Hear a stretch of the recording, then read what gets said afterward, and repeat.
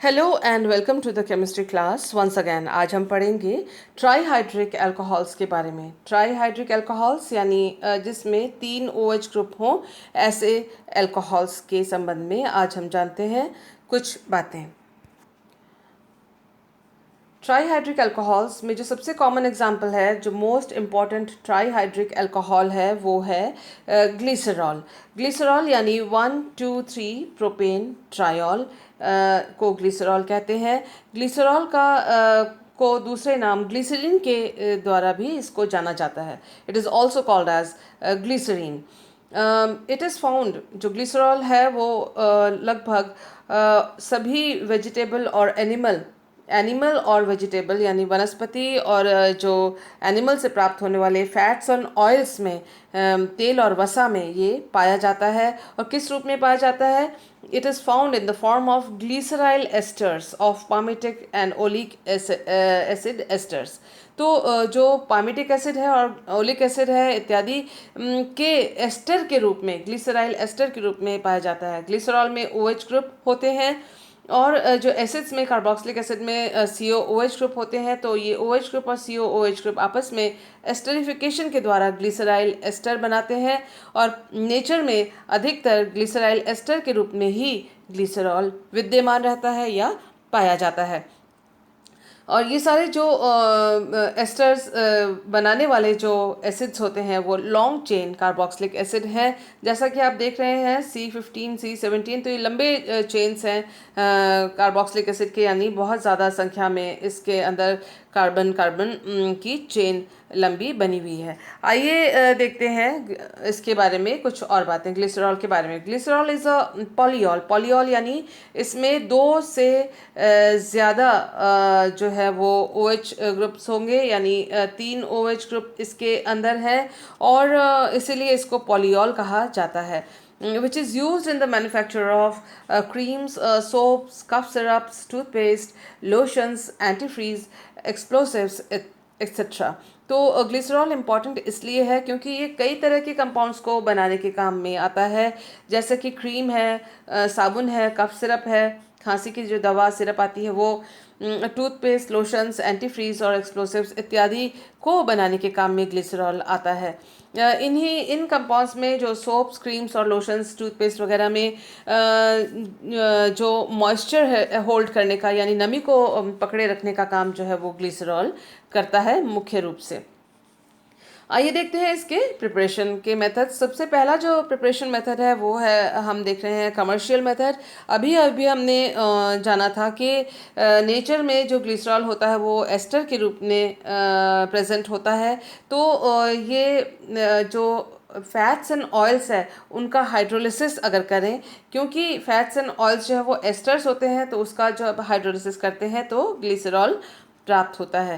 तो ये देखिए, glycerol is obtained as a by product in the manufacturing of soap. Soap बनाने की जो इंडस्ट्री होती है उसमें ग्लिसरॉल एक बाई प्रोडक्ट के रूप में प्राप्त होता है। देखिए ये, this is glycerol ester, glyceryl का एस्टर है, ग्लिसरॉल का एस्टर है, ग्लिसराइल एस्टर, और उसका जो है सोडियम हाइड्रोक्साइड के द्वारा इसका हाइड्रोलिसिस किया गया।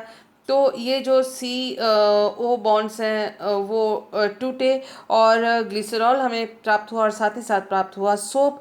और सोप में देखिए जो R है, इसके अंदर जो कार्बन चेन है वो C9 से C17 तक की लंबी चेन्स होती हैं, लंबी श्रृंखला होती है और सोप बनता है, साबुन बनता है। दिस इज सोप, सोडियम जो salt of carboxylic, long chain carboxylic acid. लेकिन साथ ही साथ हमें प्राप्त हुआ ग्लिसरॉल। तो सोप इंडस्ट्री में ग्लिसरॉल बाई प्रोडक्ट के रूप में हमको प्राप्त होता है। आइए देखते हैं इसके नेक्स्ट मेथड ऑफ प्रिपरेशन। इसको प्रोपीन के द्वारा भी प्राप्त किया जा सकता है और प्रोपीन के द्वारा कई मेथड से इसको ग्लिसरॉल को हम पा सकते हैं। और प्रोपीन जो है, it is obtained by catalytic cracking of petroleum. Petroleum का जो क्रैकिंग करते हैं, उसको छोटे मॉलिक्यूल्स में उसको तोड़ते हैं, लॉन्ग चेन को बाय कैटलिस्ट। तो उससे जो उसी में एक प्रोडक्ट होता है प्रोपीन। तो उस प्रोपीन को अलग किया, उसका क्लोरीनेशन किया इन द प्रेजेंस ऑफ हीट, और हम देख सकते हैं जो CH3 है उसकी जगह एक हाइड्रोजन रिप्लेस होकर CH2 Cl हो गया और कन्वर्ट हो गया, और ये जो प्रोडक्ट है उसे एलाइल क्लोराइड कहा जाता है। इस एलाइल क्लोराइड का फिर हमने एक्वस सोडियम कार्बोनेट के साथ ट्रीट किया, तो जो Cl ग्रुप है वो रिप्लेस हो गया OH या सब्स्टिट्यूट हो गया OH से, जिसे हमें मिला एलाइल अल्कोहल। एलाइल अल्कोहल भी एक इम्पॉर्टेंट कंपाउंड है जिसके द्वारा कई दूसरे सिंथेसिस या संश्लेषण ऑर्गेनिक केमिस्ट्री में किया जाता है। इस एलाइल अल्कोहल का रिएक्शन करवाया हमने हाइपोक्लोरस एसिड से।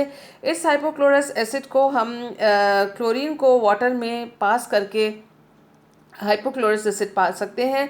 और हमें हाइपोक्लोरस एसिड के बारे में ये मालूम है कि जो Cl है उसके ऊपर डेल्टा प्लस चार्ज है, और जो OH है उसके ऊपर है डेल्टा माइनस चार्ज। हमको ये भी मालूम है कि मार्कोनिकॉफ नियम के अनुसार इस पर जो एलाइल अल्कोहल के C डबल बॉन्ड C है उसके ऊपर एडिशन होगा, और इस जो रिएक्शन एरो है उसके ऊपर आप मार्कोनिकॉफ नियम RULE मार्कोनिकॉफ नियम ज़रूर लिख लीजिएगा। एडिशन होता है, एडिशन बाय करके आप लिख सकते हैं, एडिशन बाय मार्कोनिकॉफ रूल इस एरो के ऊपर लिख सकते हैं। एक बार आपको मैं याद दिला दूं मार्कोनिकॉफ रूल में क्या होता है। मार्कोनिकॉफ रूल में जो होता है वो कि जो डबल बॉन्ड में जिस कार्बन पर हाइड्रोजन की संख्या ज़्यादा है उस कार्बन पर जो है एडिशन होने वाला जो प्लस हिस्सा है, प्लस चार्ज लिया हुआ जो आयन है वो उस कार्बन पर जुड़ेगा जहाँ पर पहले से उपस्थित हाइड्रोजन की संख्या ज़्यादा है। तो यहाँ देख सकते हैं कि ये जैसे CH2 है और CH है, CH2 में हाइड्रोजन की संख्या ज़्यादा है तो इसमें जो प्लस हिस्सा है वो इसके साथ जुड़ेगा, जिससे कि हमें ये CH2Cl प्राप्त हुआ। जो नेगेटिव हिस्सा है OH- वो उस कार्बन से जुड़ेगा जहाँ हाइड्रोजन की संख्या कम है, तो ये जुड़ा CHOH। तो इस तरह से ये एडिशन होता है, इसे ध्यान रखिएगा। और यहाँ पर अकॉर्डिंग टू मार्कोनिकॉफ्स रूल या एडिशन बाय मार्कोनिकॉफ रूल ये ज़रूर लिख लीजिएगा ताकि याद भी रहे और आंसर भी आपका सुंदर हो। तो इस तरह से जो हमें इस एडिशन के द्वारा जो हमें प्राप्त हुआ वो है ग्लिसराइल या ग्लिसरॉल अल्फा क्लोरोहाइड्रिन प्राप्त हुआ है हमें, और जिसका कि हम सोडियम हाइड्रोक्साइड के साथ जब हम इसको ट्रीट करते हैं तो आप देख सकते हैं कि जो Cl है उसकी जगह OH प्रतिस्थापित या सब्स्टिट्यूट हो जाता है और हमें ग्लिसरॉल प्राप्त होता है। जो नेक्स्ट रिएक्शन है प्रोपीन के साथ वो है प्रोपीन को पहले ऑक्सीडाइज किया कॉपर ऑक्साइड के प्रेजेंस में, और आप देख सकते हैं जो CH3 ग्रुप है जो वो है CHO में कन्वर्ट हो गया, और ये जो प्रोडक्ट है उसका नाम एक्रोलीन है जो कि एक बहुत इंपॉर्टेंट कंपाउंड है, और ये दूसरे अलग अलग तरह के ऑर्गेनिक कंपाउंड के संश्लेषण में भी काम आता है, और इसको ग्लिसरॉल से भी प्राप्त किया जा सकता है। किस प्रकार से हम आगे आगे देखेंगे, लेकिन फिलहाल ग्लिसरॉल की प्रिपरेशन देखते हैं। जो C डबल बॉन्ड C है इसमें उसमें हाइड्रोजन पेरोक्साइड का एडिशन हो जाता है, तो इन दोनों जो कार्बन है उन दोनों पे OH ग्रुप इस H2O2 के द्वारा लग जाता है, और जिसकी वजह से हमें ये जो CH2OH एंड CHOH ये हमें प्राप्त हुआ यहाँ पर। और जो ये CHO एल्डिहाइडिक फंक्शन है वो वैसे का वैसा रहा। अब आप इसमें और ग्लिसरॉल में अंतर देखेंगे तो सिर्फ इतना है कि ये CHO ग्रुप की जगह हमें CH2OH चाहिए। उसका मतलब सीधा सा है कि एल्डिहाइडिक ग्रुप का अगर हमने कैटालाइटिक रिडक्शन किया, उत्प्रेरकीय अपचयन किया, तो हमको इस तरह से ग्लिसरॉल मिल जाएगा, क्योंकि CHO ग्रुप जो है वो CH2OH में कन्वर्ट हो जाएगा। तो ये हुआ दूसरा मेथड। आइए देखते हैं एक और मेथड प्रोपीन से ग्लिसरॉल को प्राप्त करने का। इसमें देखिए प्रोपीन का फिर दोबारा हमने क्लोरीनेशन किया, और इस तरह से CH3 जो ग्रुप है वो CH2Cl में कन्वर्ट हो गया, क्योंकि एक हाइड्रोजन जो है वो क्लोरो से रिप्लेस हो गया। इसका फिर हाइपोक्लोरस एसिड के साथ रिएक्शन करवाया, मार्कोनिकॉफ नियम के अनुसार एडिशन हुआ है, जैसा कि हमने जस्ट इससे पहले वाले स्लाइड में पढ़ा था। और CH2 के साथ Cl जुड़ा और हमको ये कंपाउंड इंटरमीडिएट मिला। इसका फिर जब हमने ऑक्सीडेशन किया कॉपर ऑक्साइड के प्रेजेंस में, हम देख सकते हैं कि यहाँ पर इपॉक्साइड रिंग बना है। तो इपॉक्साइड रिंग को हमने जब हाइड्रोलाइज किया सोडियम हाइड्रोक्साइड के प्रेजेंस में, तो ये रिंग जो है वो टूट जाती है और इस रिंग के टूटने पर जो है एक कार्बन के ऊपर OH और दूसरे भी कार्बन के ऊपर OH इस तरह से आ जाता है। तो इस तरह से भी हमें प्रोपीन से ग्लिसरॉल हमें प्राप्त हुआ। एक और मेथड है, ये देखिए सबसे पहले प्रोपीन का ऑक्सीजन के साथ सिल्वर के प्रेजेंस में अगर हमने रिएक्शन करवाया तो इस तरह से इपॉक्साइड रिंग जो है वो प्राप्त होता है। इस इपॉक्साइड रिंग वाले इस यौगिक का जब हमने ऑक्सीडेशन किया तो CH3 जो है वो CHO में कन्वर्ट हो गया। अब इस CH को रिड्यूस किया गया, रिड्यूस करने पर वो CH2OH में कन्वर्ट हो गया और ये जो इपॉक्साइड रिंग है वो अभी तक ऐसे ही है। और फिर इसका फर्दर सोडियम हाइड्रोक्साइड के साथ इसका अगर रिंग ओपनिंग किया जाता है हाइड्रोलिसिस के द्वारा तो फिर हमें ग्लिसरॉल प्राप्त होता है, जैसा कि हमने इसे पहले भी देखा था। तो आइए देखते हैं कि नेक्स्ट प्रिपरेशन कौन सी है। वो है प्रोपीन से के साथ क्लोरीनेशन इसका हमने किया प्रोपीन का और हीट के प्रेजेंस में किया तो CH3 का हाइड्रोजन जो है वो एक हाइड्रोजन Cl से रिप्लेस हो गया। और फर्दर आप देख सकते हैं कि इसका सोडियम कार्बोनेट के साथ अगर एक्वस सोडियम कार्बोनेट के साथ रिएक्शन करवाया तो जो ये Cl है वो OH के द्वारा सब्सटीट्यूट हो गया और ये इस डबल बॉन्ड पर फिर हाइड्रोजन पेरोक्साइड का एडिशन करवाया गया, क्योंकि यहाँ OH ऑलरेडी है तो इन दोनों के साथ भी H2O2 के साथ रिएक्शन होने पर इन पे भी OH ग्रुप्स जुड़ जाएंगे और इस तरह से हमें ग्लिसरॉल प्राप्त हुआ। यहाँ पर एक चीज़ मैं आपको यहाँ बताना भूल गई थी, जब हमने एक्वस NaOH के साथ रिएक्शन करवाया था तो ये जो Cl है वो भी रिप्लेस हुआ था और रिंग भी ओपन हुई थी। ये दोनों चीज़ें इकट्ठी यहाँ पर हो गई थी, इसको नोट कर लीजिएगा। आइए देखते हैं हम नेक्स्ट प्रिपरेशन।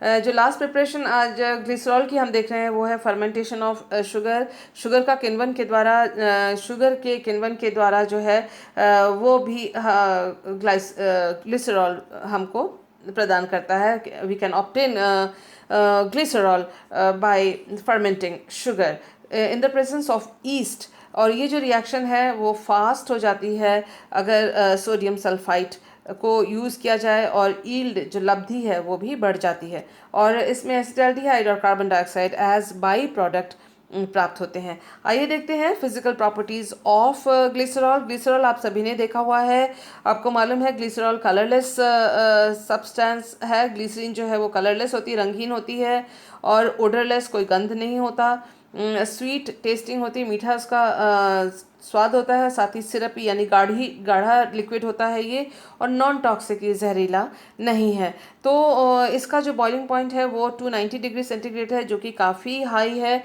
हाई इसलिए है क्योंकि boiling point of glycerol is high because it forms strong intermolecular hydrogen bonding. बहुत इंटरमॉलिक्यूलर यानी दो मॉलिक्यूल्स के बीच में हाइड्रोजन बॉन्ड ये बनाता है और इसीलिए अपने यानी दो ग्लिसरॉल के मॉलिक्यूल्स के बीच में हाइड्रोजन बॉन्ड्स बनते हैं। इसीलिए इसका जो बॉइलिंग पॉइंट है वो हाई है, क्योंकि बॉयल करने के लिए उन हाइड्रोजन बॉन्ड्स को तोड़ना भी चाहिए, तोड़ना की ज़रूरत होती है और उसके लिए ज़्यादा हीट की ज़रूरत होती है। ज़्यादा हीट का मतलब है ज़्यादा टेम्परेचर का होना। आइए देखते हैं कि किस प्रकार से ये चीज़ हो रही है। देखिए ये CH2OH, फिर आप देखें CHOH, फिर देखें CH2OH। तो ये जो हिस्सा है वो एक ग्लिसरॉल के मॉलिक्यूल का है। उसी तरह से आप देख सकते हैं कि एक और ग्लिसरॉल का मॉलिक्यूल ये रहा, ये देखिए OH, ये रहा CH2, फिर CH के साथ OH, देन CH2OH। तो आप ये देख सकते हैं कि ये कार्बन की श्रृंखला है और ये एक और ग्लिसरॉल का मॉलिक्यूल है जिसके OH 1, 2 और ये 3 OH ग्रुप्स हैं। इसी तरह से एक और मॉलिक्यूल ग्लिसरॉल का है, ये देखिए CH2OH, यहाँ उसके साथ ही CHOH और फिर उसके बाद है CH2OH। तो एक ग्लिसरॉल का मॉलिक्यूल यहाँ। तो ये 3 ग्लिसरॉल के मॉलिक्यूल की सहायता से एक ये है, इनके सहायता से हाइड्रोजन बॉन्डिंग दिखाई गई है। और आप देख सकते हैं कि जो ग्लिसरॉल के मॉलिक्यूल्स हैं आपस में किस तरह से ये हाइड्रोजन बंध के द्वारा बंधे हुए हैं। इसमें जो डैश के साथ जितने भी बॉन्ड्स दिखाए गए हैं वो हाइड्रोजन बॉन्ड्स हैं। तो एक जो ग्लिसरॉल का मॉलिक्यूल है, एक एक मॉलिक्यूल जो है वो उसका O और H दोनों ही हाइड्रोजन बॉन्ड बना सकते हैं। तो आप देख सकते हैं कि ये जो कितने OH हैं, 1 2 और यहाँ पर 3 OH हैं। तो ये 3 OH मिलकर ऑक्सीजन किसी और हाइड्रोजन के साथ और इसी जो ऑक्सीजन वाला जो हाइड्रोजन कोवेलेंट बॉन्ड से बंधा हुआ है वो किसी और ऑक्सीजन के साथ, इस तरह से एक एक मॉलिक्यूल 6 हाइड्रोजन बॉन्ड को बना सकता है। और आप देख सकते हैं तो इसका strong inter molecular hydrogen bonding है। इसी वजह से इसकी जो बॉइलिंग पॉइंट है वो हाई है और इसी वजह से ये गाढ़ा लिक्विड है। Glycerol is water soluble and hygroscopic. It traps water and forms hydrogen bond with water. Glycerol जो है जल में आसानी से घुल जाता है और हाइग्रोस्कोपिक है क्योंकि पानी मॉइस्चर वो एब्जॉर्ब कर लेता है, इसलिए उसको हाइग्रोस्कोपिक कहा जाता है। हाइग्रोस्कोपिक यानी जो मॉइस्चर एटमॉस्फेयर से वो एब्जॉर्ब कर ले, अपने में ट्रैप कर ले। ये ट्रैप कर लेता है वाटर को अपने में, और क्योंकि ये हाइड्रोजन वाटर के साथ भी हाइड्रोजन बॉन्ड बनाता है। ये देखिए कि हमने यहाँ पर एक 2 वाटर मॉलिक्यूल्स को यहाँ पर शो किया हुआ है।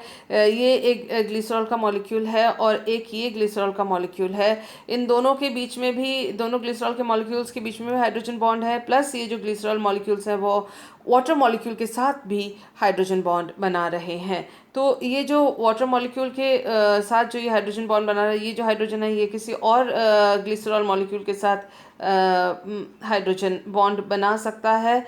तो आप देख सकते हैं कि ग्लिसरॉल मॉलिक्यूल के बीच में हाइड्रोजन वाटर जो है वो हाइड्रोजन बंध के द्वारा, हाइड्रोजन बॉन्ड के द्वारा फंस जाता है या ट्रैप हो जाता है। और यही कारण है कि सोप और लोशंस, क्रीम वगैरह में इसको यूज़ किया जाता है, टूथपेस्ट वगैरह में उनकी नमी बनाए रखने के लिए। और यही कारण है कि जब आप ग्लिसरीन वाले सोप यूज़ करते हैं तो साबुन से नहाने के बाद जो स्किन जो है खुरदरी हो जाती है, लेकिन ग्लिसरीन में वाटर ट्रैप होता है, उसकी वजह से जो है ग्लिसरीन वाले सोप से नहाने के बाद भी जो स्किन होती है वो खुरदरी या खुश्क या सूखी ना होकर नरमाई लिए हुए, नमी लिए हुए रहती है।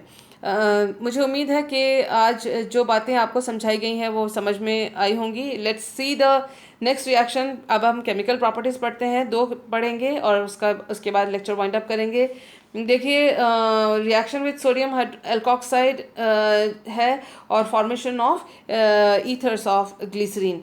तो ये देखिए, सबसे पहले ग्लिसरीन का PCl5 के साथ अगर रिएक्शन करवाते हैं तो तीनों जो OH ग्रुप है वो Cl के द्वारा रिप्लेस हो जाते हैं। और इसका जब हमने सोडियम एल्कोक्साइड यानी RONA, यहाँ पर क्योंकि ET लिया हुआ है तो इसको हम ET यानी C2H5, ET का अर्थ है इथाइल यानी C2H5।